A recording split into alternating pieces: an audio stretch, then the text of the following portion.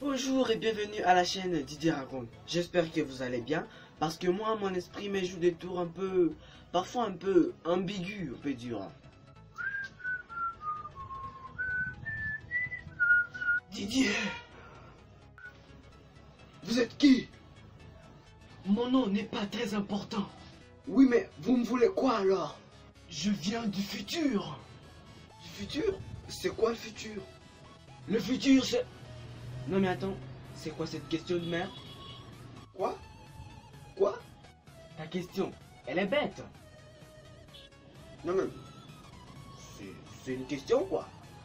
Bon, je viens de l'avenir.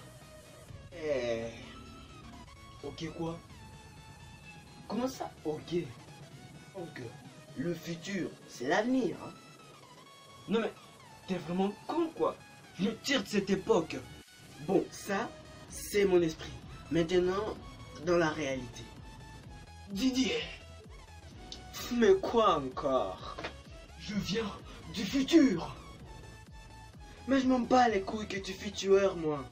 Oh, mais non, je ne suis pas, je n'étais pas tueur. J'ai dit que je viens du futur. Mais tu viens encore de répéter que tu fais tueur. Moi, je m'en bats les couilles. Moi tueur? Never. Never, 10 heures, même midi tu peux tuer.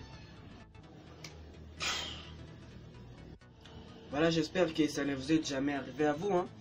Voilà, comme vous l'avez certainement compris dans mes imaginations, aujourd'hui je vais vous reparler de Socrate. Reparler parce que je vous ai déjà fait part de son histoire dans une vidéo audio descripteur. Alors j'ai décidé de raconter son histoire en...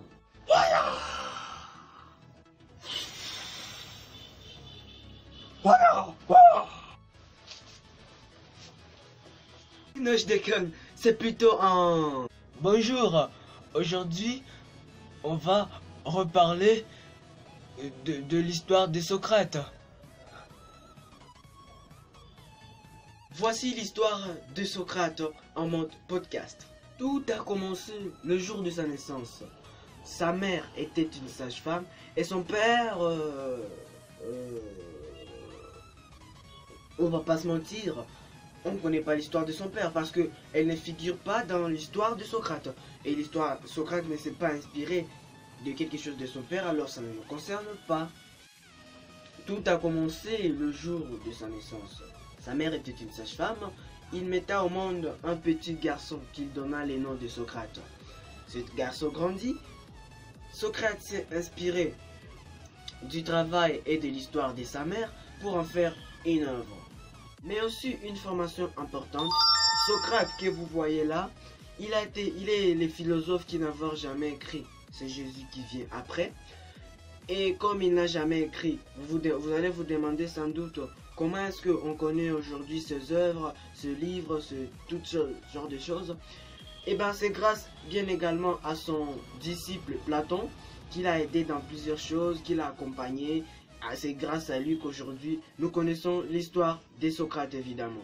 Pour éduquer, Socrate utilisait bien sûr sa propre méthode qu'il avait nommée socratique. Et après quelques années où il était en train d'évoluer, il a remarqué que la méthode socratique sonnait trop Socrate. Alors il a décidé de changer ça en maïtique. Et pour ceux qui ne savent pas ce que c'est maïtique, maïtique c'est l'art d'accoucher les esprits. Tout comme je l'ai bien dit au début de la vidéo, Socrate s'est inspiré du métier de sa mère pour en faire une œuvre. C'est sans doute compréhensible dans ses phrases. À travers l'ironie de Socrate, il interrogeait son interlocuteur, c'est-à-dire celui qui écoute, à la découverte de la vérité par lui-même. C'est-à-dire qu'il est porté vers la vérité. Hein? Il interrogeait son interlocuteur pour le porter vers la vérité. Vous le savez évidemment, plus tous les philosophes ont également des devises. Le Socrate, lui qui est le premier, il en a seulement deux. Et le premier c'est « connais-toi toi-même ».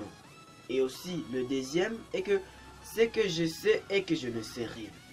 Vous voulez aussi sans doute savoir ce que ces devises veut dire. Mais pas de panique, vous les saurez mais la semaine prochaine.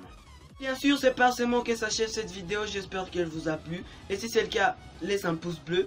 Et si tu es nouveau ou nouvelle à la chaîne, abonne-toi et active la petite cloche de notification pour être mis au courant chaque fois que je sors une vidéo. Et si ça te chante, suis-moi sur Facebook, Twitter, Instagram. Le lien est dans la description.